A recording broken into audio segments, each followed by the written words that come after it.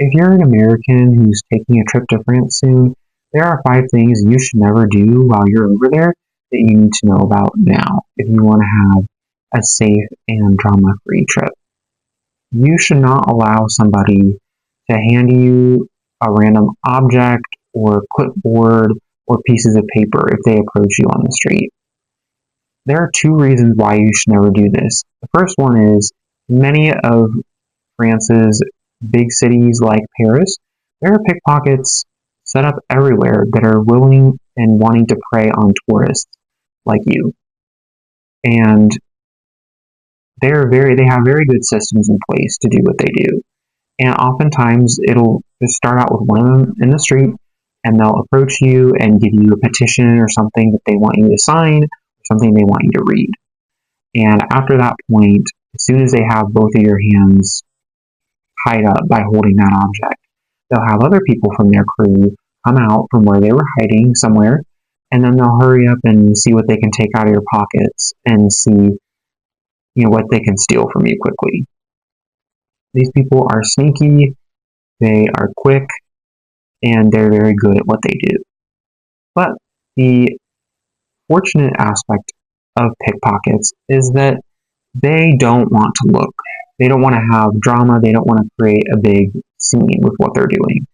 So if you get approached by one of these people and you just ignore them and keep walking, they're not going to bother you.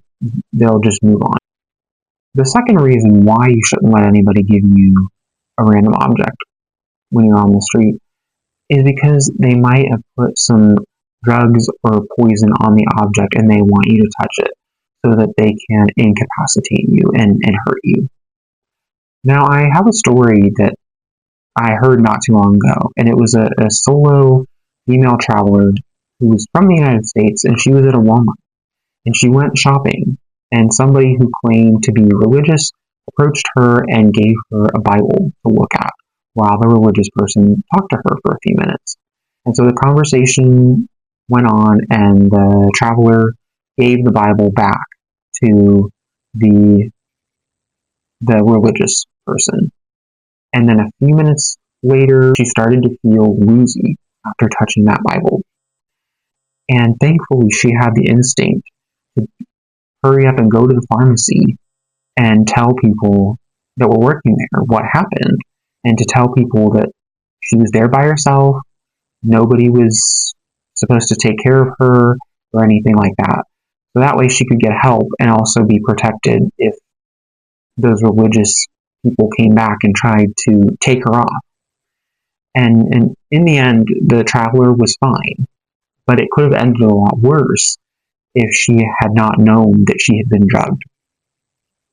I know you might not want to look rude or mean by ignoring people or telling them to get lost, but when it comes to your safety, if being a little bit rude means you're protecting yourself, then it's worth it. Number 2, you should not ask for the check to be split or divided up at a restaurant when you're there with a group of friends or coworkers.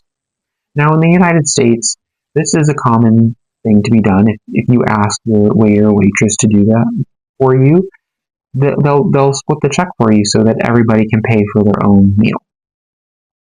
But when I was in France, with several restaurants I went to, when I was in a group of people, we tried to ask if they could do this, and oftentimes the waiters and waitresses just looked at us like we had 3 heads, and they just said, no, you can do that yourself. You can just split the check yourself. So that's what we did. We ended up getting that done. It was fine. It wasn't a big deal. If you're going there and you know you're going to have to split the check and split costs with people while you're there, I would download Venmo or some other app or have some other kind of method in place to be able to split costs on your own, because the restaurants will not be doing that likely for you. If you're enjoying this video so far, please give it a thumbs up and subscribe to my channel for more beginner French content and tips like these. Number 3 was kind of shocking for me. To not bring your own water or accommodations to a French restaurant, and if you do, you should really keep them hidden and try not to let the waiters or other people in the restaurant see it. And I figured this out because I went to a restaurant and I brought my own bottle of water with me because I have this problem with my throat where when I'm eating, sometimes it feels like I'm choking and it feels like food is going to get stuck in there. So I just wanted to bring my own water because I knew that they would be serving me and 3 other people just this one little tiny carafe and expect everybody to share that amount of water. And I thought it wouldn't be a problem. But when I got there and I had it on the table, my own bottle of water, the waiter came up to me and said, "Can you please put your outside water under the table?" I put it under the table like he asked me to. And I had to explain to him, I said, well, I really need extra water because the water amount you're going to serve us isn't enough. So he gave us more water and it was fine, but I just was kind of shocked when he acted like it wasn't allowed.